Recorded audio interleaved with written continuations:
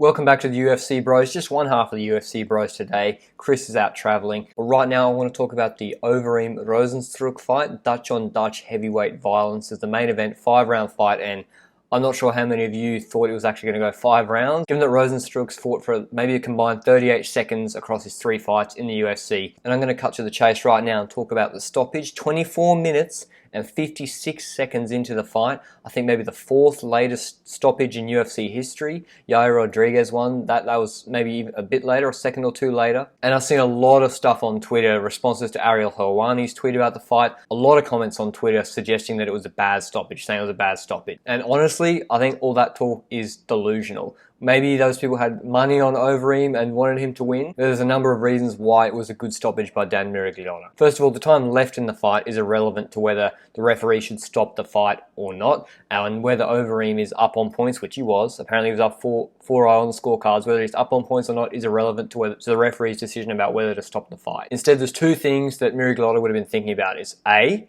can Overeem defend himself? And he got hit by that right hand from Rozenstruik. Can he defend himself?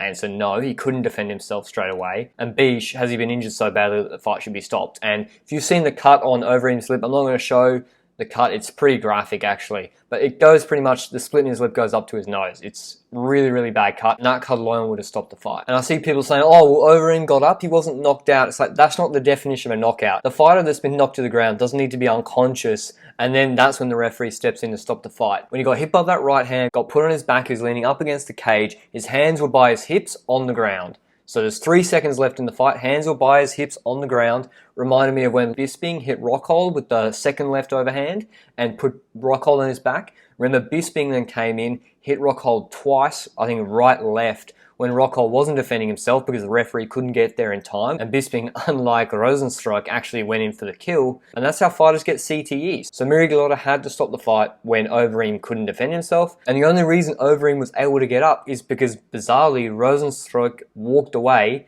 because he knew he'd knocked him down, pretty much knocked him out. And why do people on Twitter or UFC fans, alleged fans, want to see Rozenstruik come in with Overeem with his hands by his sides on the ground and Rozenstruik hit him with like 2 right hands or right left and increase the chance of Overeem getting, more CTE or brain damage by like another 10-fold? Miragliotta and the UFC have like an obligation to prevent fighters being injured when they can't defend themselves. So it was a good stoppage. Doesn't matter how long was left in the fight. Although if you're Rozenstruik's corner, you'd probably tell him in future, hey, maybe some other referees wouldn't have stepped in so quickly, so you probably want to actually go and finish the fight. Although I think Miragliotta had touched him on the right shoulder, you just couldn't see it on the original camera angle. But what I also want to talk about was, what was Overeem doing in the last 25 seconds of that fight?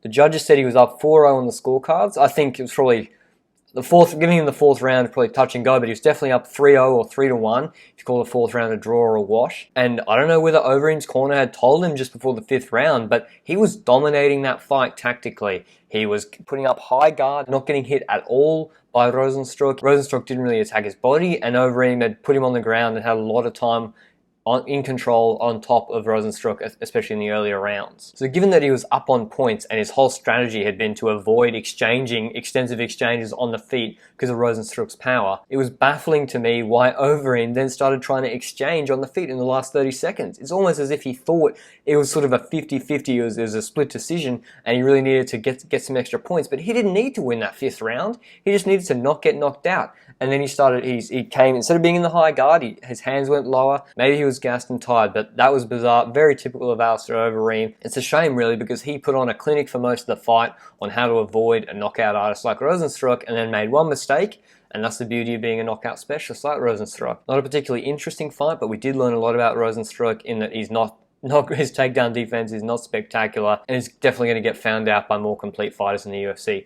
Anyway, thanks for watching the UFC, bros. Comment down below what you thought of the stoppage. Did Dan Miragliotta do the right thing? Were you surprised by Overeem's strategy in the last 30 seconds of the 5th round? I was. As always, thanks for watching the UFC, bros. Leave a like and consider subscribing if you like this sort of content and want to see more. We're obviously going to be ramping up and doing a lot more content with the Colby and Usman fight and that card coming up. We'll see you later. Ciao.